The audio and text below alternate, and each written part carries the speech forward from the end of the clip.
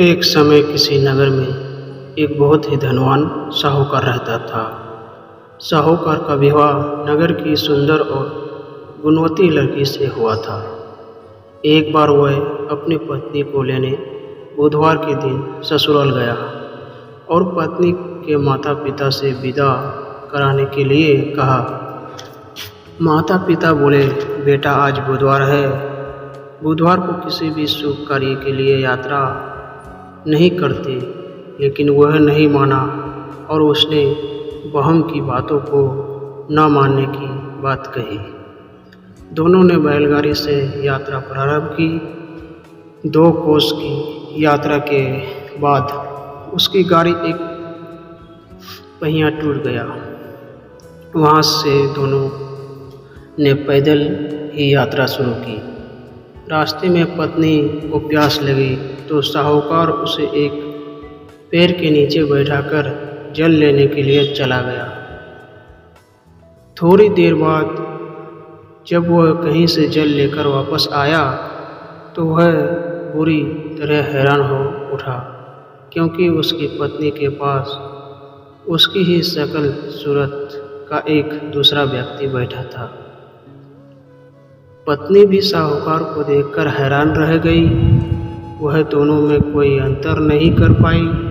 साहूकार ने उस व्यक्ति से पूछा, तुम कौन हो और मेरी पत्नी के पास क्यों बैठे हो? साहूकार की बात सुनकर उस व्यक्ति ने कहा, अरे भाई, यह मेरी पत्नी है। मैं अपनी पत्नी को ससुराल से विदा कराकर लाया हूँ। लेकिन तुम कौन हो जो मुझसे ऐसा प्रश्न कर रहे हो? साहूकार ने लगभग चीखते हुए कहा, तुम जरूर कोई चोर या ठग हो। यह मेरी पत्नी है।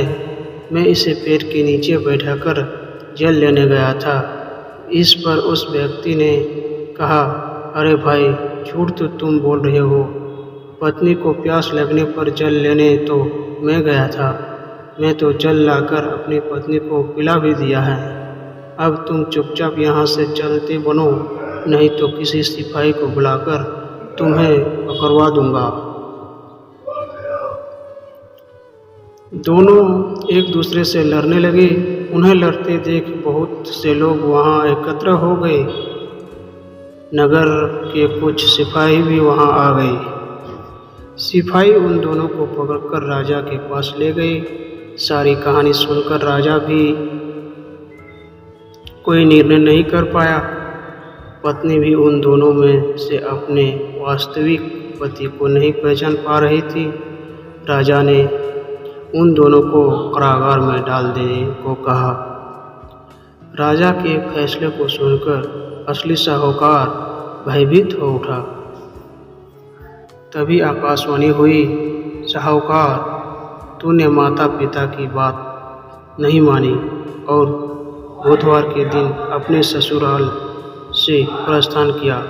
यह सब भगवान बुद्धदेव के प्रकोप से हो रहा है। साहूकार ने भगवान बुद्ध देव से प्रार्थना की कि हे भगवान बुद्धदेव, मुझे क्षमा कर दीजिए। मुझसे बहुत बड़ी गलती हुई। भविष्य में अब कभी बुधवार के दिन यात्रा नहीं करूँगा और सदैव बुधवार को आपका व्रत किया करूँगा। साहूकार की प्रार्थना से प्रसन्न होकर भगवान बुद्धदेव ने उसे क्षमा कर दिया। तभी दूसरी व्यक्ति राजा के सामने से गायब हो गया। राजा और दूसरे लोग इस चमत्कार को देखकर हैरान हो गए। भगवान बुद्धदेव की अनुकंपा से राजा ने साहूकार और उसकी पत्नी को सम्मानपूर्वक विदा किया। कुछ दूर चलने पर रास्ते में उन्हें बैलगाड़ी मिल गई।